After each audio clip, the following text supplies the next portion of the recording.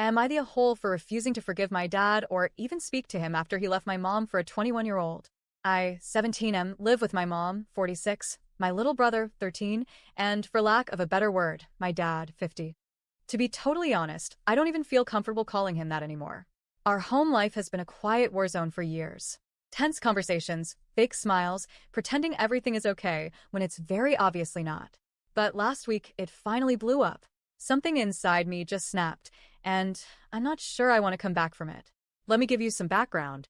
Growing up, I never had that "dad is my hero" experience. While my friends had fathers who taught them how to ride bikes, showed up to school plays, or even just helped with homework, mine was more like a grumpy roommate. He was there physically most of the time, but emotionally, mentally, he was checked out. Unless something was about him. Then suddenly he was loud, dramatic, the main character. He works part-time as a pizza delivery driver. And while there's absolutely no shame in that job, what gets me is that he only works part-time. My mom is the one who keeps us afloat. She works full-time in healthcare, does nearly all the cooking, cleaning, bill paying, emotional labor, everything. And she's still the one asking me if I've eaten or how my math test went. Meanwhile, my dad mostly watches TV, smokes outside, and complains about how life cheated him. I can't count the number of times he's blamed everyone but himself for the fact that he's not where he wants to be in life. So when he dropped the news last Wednesday, I can't say I was shocked, but I was gutted. We were all sitting in the living room. It wasn't even a serious conversation setting. No build-up. He just blurted it out like he was talking about the weather. He told us he'd asked my mom for a divorce because he wasn't in love with her anymore and that he had developed feelings for someone else. That someone? His 21-year-old coworker, Rebecca. She had just turned 21.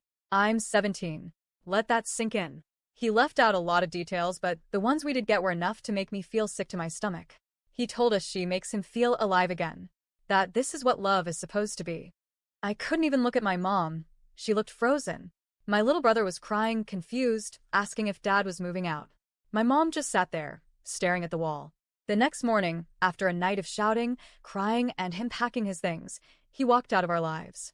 Literally. He took my mom's car, which he doesn't even legally own, and left with $18 in his bank account. That was it. He didn't even say goodbye to me or my brother. Just left. We didn't hear from him for a full 24 hours. Then, like clockwork, he came crawling back. Said he had a wake-up moment while sleeping in a parking lot. Claimed he had been in some kind of mental fog, that he wasn't himself, that the whole thing was a mistake. He cried. Begged for forgiveness. Said he didn't know what he was thinking, that he'd lost his mind. And here's the twist. My mom believes him. Or at least part of her does. In 2021, he contracted a very severe case of West Nile virus. It messed him up. Bad. He was in the hospital for weeks and came out different. His personality changed. He became more forgetful, more impulsive, more emotionally erratic. A neurologist once said there could be long-term effects, and I think that stuck in my mom's head. She now believes this whole trance he was in could be a side effect of his illness. And because she's one of the kindest people I've ever met, she's trying to forgive him. She's letting him stay. Meanwhile, I feel like I'm losing my mind. He's walking around the house again. Sleeping in the same room he once walked out of without a word. Sitting at the table like nothing happened. Trying to talk to me. Hey, sport. How is school? Wanna watch a movie? I don't answer. I can't. Every time I look at him, I see my mom's face when he told her he didn't love her anymore. I see my little brother crying, asking if dad was leaving forever. I see the ghost of a man who's failed us over and over again. This isn't just about Rebecca. This is about years of emotional neglect, broken promises, selfishness disguised as sadness. This is about being a kid and realizing your parent doesn't show up, not because they can't, but because they won't. He didn't have a moment of clarity. He had a moment of consequence. Rebecca didn't want him. Maybe she sobered up to reality and blocked his number. Or maybe he realized he has no money, no job stability, no life without my mom holding everything together. And now he's crawling back, not out of love, but out of survival. My mom keeps reminding me, he's sick. People make mistakes. You have to try to be the bigger person. But why is it always us who have to be the bigger person? Why do the people who hurt others get a pass just because they're broken? I've been completely ignoring him. And yes, I feel guilty sometimes.